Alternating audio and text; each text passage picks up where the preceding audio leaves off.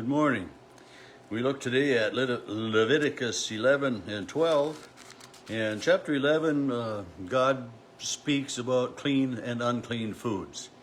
And he's very specific in so very many of the things. And he says, this is what you may eat and what you may not eat.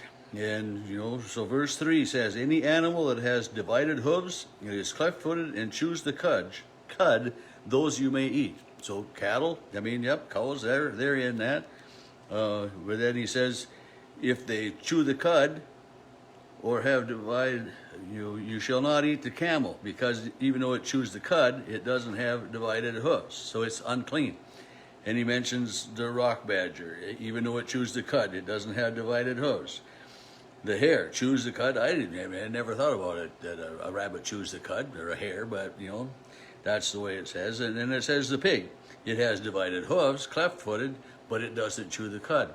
And so the pork was one of the unclean foods. The Israelites were not to eat pigs, and not only not to eat them, but of these unclean animals, if they were even to basically, touch them and stuff that way, they were unclean. And so when you think about Jesus' parable of the prodigal son, how he left home and he was a keeper of the swine for someone else, that would have been, a horrible thing for this young man to be doing, because having taken to take care of the swine, he would be unclean. And when Jesus cast the demons out of the Gerasene demoniac, and they went into this herd of pigs, for the Israelites, the Jewish people, it wasn't a big deal because pigs were unclean. They had no value.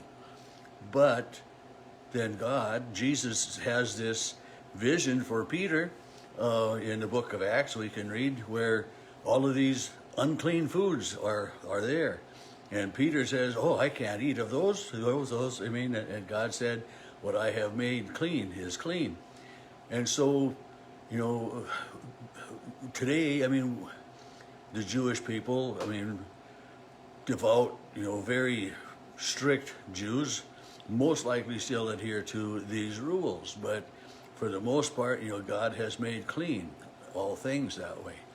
And I remember a conversation, many years ago with a friend of mine. He said, I don't care much for pork, but I sure like ham and bacon, and kind of tongue-in-cheek a little bit there. But yet, so God was very specific in the clean and unclean things, animals and insects, and of the fish, of the sea, anything with a fin or scales you could eat, but, other things not. So, a clam, no fins, no scales, that would be, something you should not eat. And so many different things that way, and birds of the air. Eagles and osprey and buzzards and ravens and the ostrich and I think about, there are getting to be more ostriches in the United States. So we had a couple neighbors that raised some for a few years, but, in parts of the world, the ostrich is a valuable source of meat and of, many different things that they use in their everyday life. So when we look at chapter 11, and it's, 46, 47 verses long, and God has many laws in here. This is clean, this is unclean, this you may eat, this you may not eat. If you touch this, or, you have to wash, you have to do this, and then at the end of the day, you'll be clean again. And so the contamination wasn't forever, but they had to go through a process. They had to, a ceremony, a ritual to become clean again. And if an animal that was clean died, just died, then even that was unclean. But they could slaughter it and butcher it for meat was fine. But there were so many things that God put in here, and it's the creatures that swarm upon the earth. He says the weasel, the mouse, the great lizard, the gecko, the land crocodile, the lizard, the sand lizard, and it's only because of a company I really know what a gecko is. Well, I guess I probably would know anyway, but But some of these creatures that we look at, and down in, say, Louisiana and Florida, they probably, to have gator and to have some of those things, there are so many of them there. That's a staple of life. But for me to think about eating alligator or crocodile, it just doesn't have that same appeal for me that way. But there are so many different rituals, different parts of the world, and I think about grits, and I think about kumla, and I think about Fleischkegel, and there's so many different heritages, and so many. When you live in a certain area of the world, and this is what's there, this is what you use as your food source, and so it's. But anyway, God is spelling out many rules for what the people can eat, not eat, and everything. And even though I've said, I think a couple times already, that I get bogged down in Leviticus so often, but at the end of this chapter 11 in Leviticus, verse 44, for I am the Lord your God, sanctify yourselves therefore, and be holy, for I am holy. Sanctify yourself, set yourself apart from the world, from the sin, and from all of those things, for you are holy. Why? Because God is holy. And then he says it in verse 44 that way, and then he says, you shall not defile yourselves with so many creatures and move upon the earth, for I am the Lord your God, who brought you up out of the land of Egypt to be your God. And then again, you shall be holy, for I am holy. So here twice God says it back to back, you are holy, for I am holy. So and I've got that underlined in this Bible, and I'm sure it's underlined in the Bible that sits beside my chair in the house, and probably 2 or 3 of the Bibles that are sitting on the bookcase downstairs, because those are verses that are important, and God said those words to you and to me twice.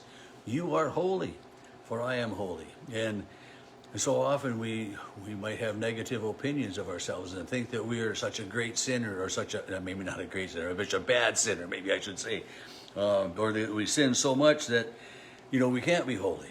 But yet God says, you are holy, for I am holy.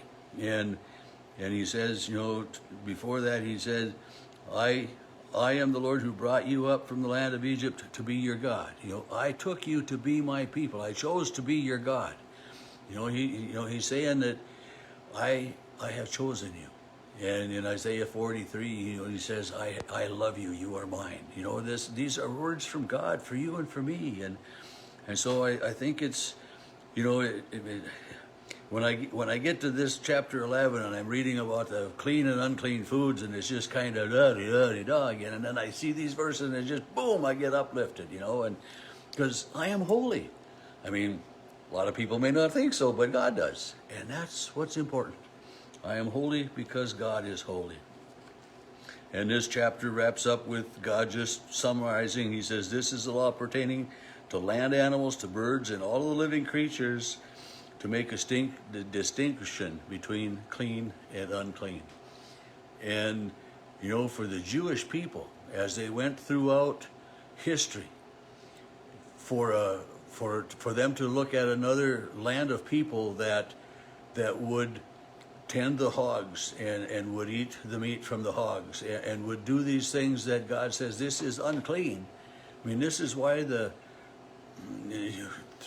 like in the New Testament especially, when we see in the early Jewish community or in the early Christian community, the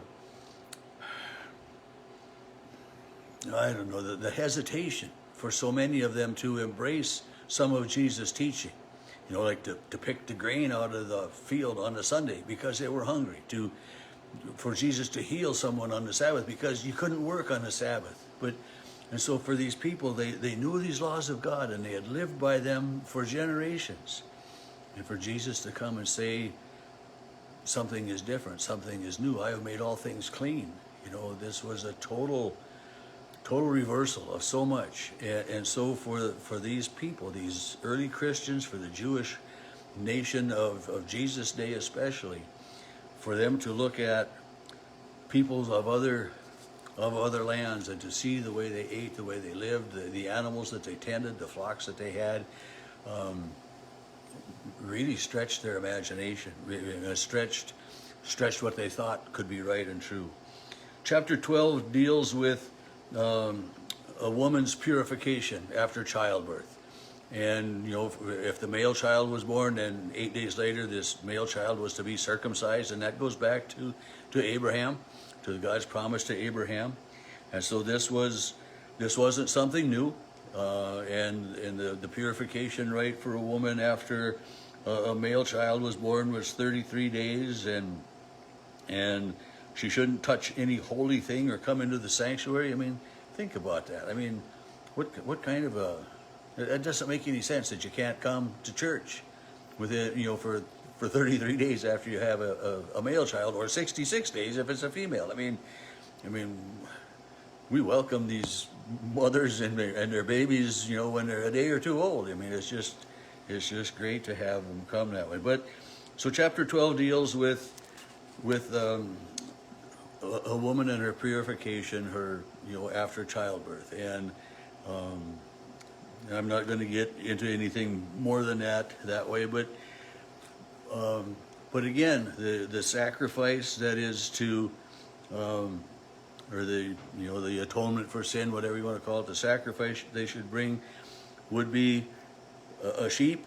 But if they can't afford a sheep, then 2 turtle doves or two pigeons, and so God made allowances for each and every one so that they could come to him for who they are. And that's what he does for you and me. I mean, we can come to God just as we are. We don't have to put on special airs. We don't have to do anything different. We come to God with what we are, with what we have, asking for forgiveness and knowing that he loves us and we are holy. You are holy because God is holy.